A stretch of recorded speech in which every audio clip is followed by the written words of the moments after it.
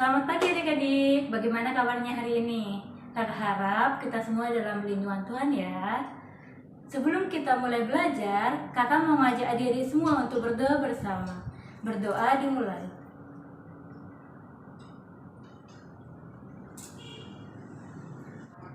Adik-adik, untuk lebih semangat lagi belajarnya hari ini, yuk kakak mengajak adik-adik semua untuk bernyanyi bersama.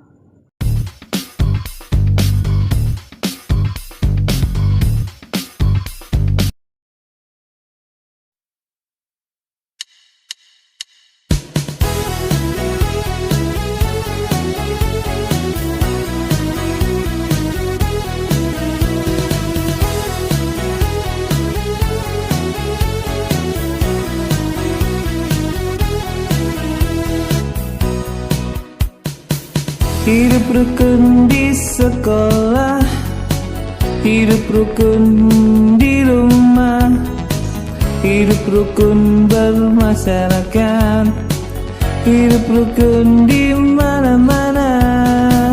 Hidup rukun di sekolah, hidup rukun di rumah, hidup rukun bermasyarakat, hidup rukun di mana-mana. Ayo kita hidup rukun, hidup kita jadi damai.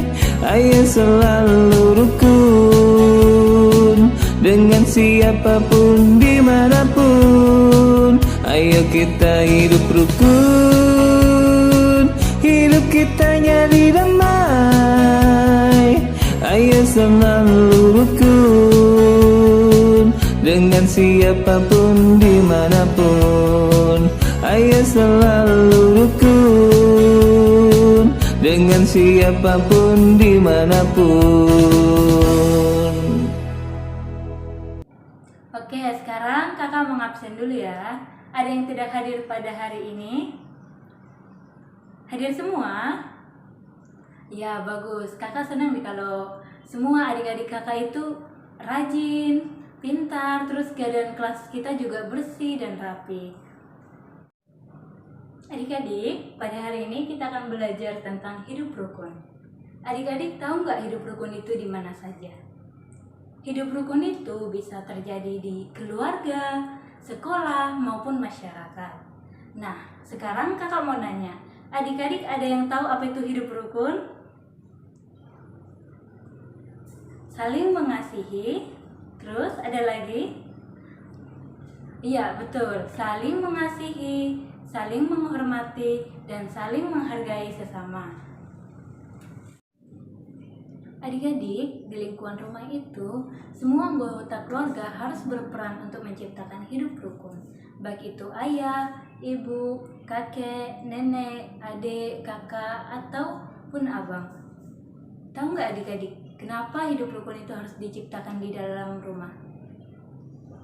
Iya benar, adik-adik semua, hidup rukun itu harus diciptakan di rumah agar suasana rumah kita damai, tentram, nyaman, tidak ada yang bertengkar lagi. Nah, sekarang kakak mau ngasih contoh hidup rukun di rumah. Yang pertama yaitu belajar bersama keluarga. Misalkan nih, ada adiknya, kak, adik mau minta tolong ajarin adik ngerjakan PR. Nah, kita harus bisa bantu sebagai kakaknya kan, biar nanti tercipta damai, komunikasi yang baik sama kakaknya, dan tidak ada lagi bertengkar. Sama halnya juga adik-adik, misalkan adik-adik punya tugas nih dikasih oleh kakak atau ibu guru lain, kita boleh kan minta tolong sama ayah, ibu, atau kakak abang. Nah, contoh yang kedua itu kita harus saling membantu membersihkan rumah. Kalau membersihkan rumah itu nggak hanya tugas oleh kakak atau abang, kita itu harus ikut berperan untuk tercipta damai dalam keluarga. Misalkan nih, mencuci piring, kakak aja yang nyuci piring, kan itu nggak boleh adik-adik. Atau abang aja yang nyapu rumah, adik cuman tidur dulu, itu nggak boleh. Itu namanya bukan menciptakan hidup rukun di rumah. Misalkan juga pada hari Minggu kita bersih-bersih, semua ambil bagian. Ada yang nyapu, ngepel, ada yang nyuci piring dan sebagainya. Contoh yang ketiga itu yaitu membantu ibu di rumah. Nah, misalkan nanti ibunya lagi masak kan, nah ambilkan dulu pisau, kita harus bisa langsung bantu. Atau kita sama ibu kita masak, dan juga kita boleh entah membereskan dapur, peralatan dapur dan sebagainya. Contoh yang kelima yaitu makan bersama keluarga. Misalkan kan pagi-pagi ayahnya sebelum berangkat ke kerja atau ibu sebelum pergi ke pasar, kita tuh harus biasakan makan bersama. Kalau makan bersama kan enak sambil cerita, misalkan, oh iya tadi adik belajar ini loh di sekolah, bu tadi adik main ini loh sama teman, kak tadi adik dibantu oleh teman ini loh, temanku yang di sini atau di sana, ini loh, dek ayo nanti kita main bersama yuk gitu. Nah, sekarang kakak mau nanya, ada yang tahu apa manfaat dari hidup rukun? Ayo coba, Vika, coba apa manfaat dari hidup rukun? Ya, betul. Untuk menjalin silaturahmi yang baik. Ayo, ada lagi yang mau menjawab? Oke, ya betul. Untuk menjalin komunikasi yang baik. Nah, hidup rukun itu untuk menjalin komunikasi yang baik. Kalau misalkan nih kita nggak pernah cakapan sama adik kita atau kakak kita, nanti kan kalau misalkan kita mau cerita atau minta tolong, kita kan nggak bisa gitu. Jadi komunikasi itu bisa berjalan dengan adanya hidup rukun. Yang kedua manfaatnya yaitu agar kehidupan di keluarga itu lebih harmonis, tidak ada lagi yang bertengkar, misalkan rebutan mainan sama adik atau saling suruh. Misalkan nih, kakak kesana, adik nggak mau diganggu sama kakak. Itu kan bukan salah satu contoh dari hidup harmonis. Yang ketiga yaitu agar keadaan rumah itu lebih aman, tentram, dan misalkan kan, kalau udah aman, tentram, kita itu lebih enak tinggal di rumahnya. Ada loh orang yang nggak mau di rumah karena ya di rumahnya itu nggak ada hidup rukun, nggak tentram, selalu bertengkar, rebutan. Nah, tadi kita udah belajar tentang manfaat dari hidup rukun. Sekarang kakak punya kuis. Kuisnya yaitu adik-adik cuman boleh jawab setuju atau tidak setuju. Kita mulai adik-adik. Soal pertama yaitu bertengkar dengan adik. Setuju atau tidak setuju? Ya betul, tidak setuju. Kita kan nggak boleh kan bertengkar sama adik, nanti ada yang nangis, nanti nggak damai lagi keluarganya.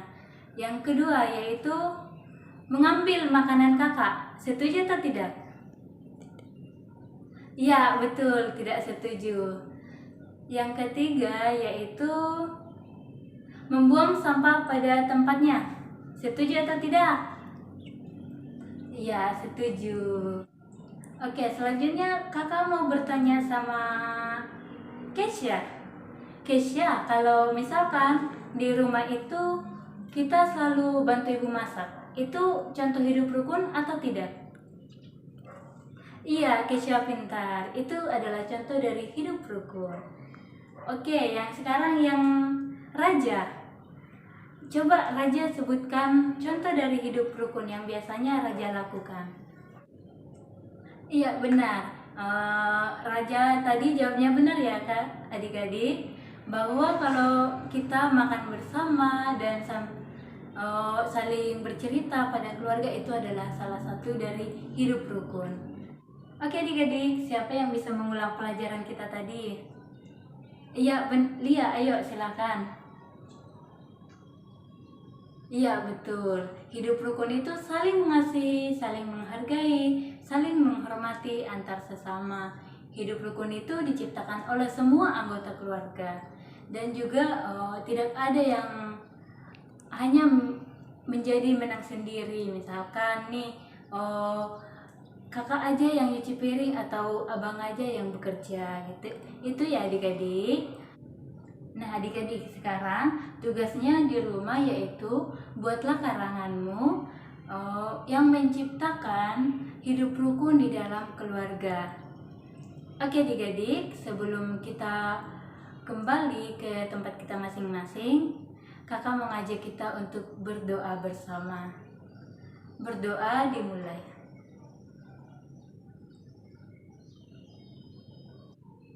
Oke adik-adik, sekarang kita sudah menyelesaikan pembelajaran kita pada hari ini. Sampai jumpa di lain kesempatan dengan kakak. Dadah!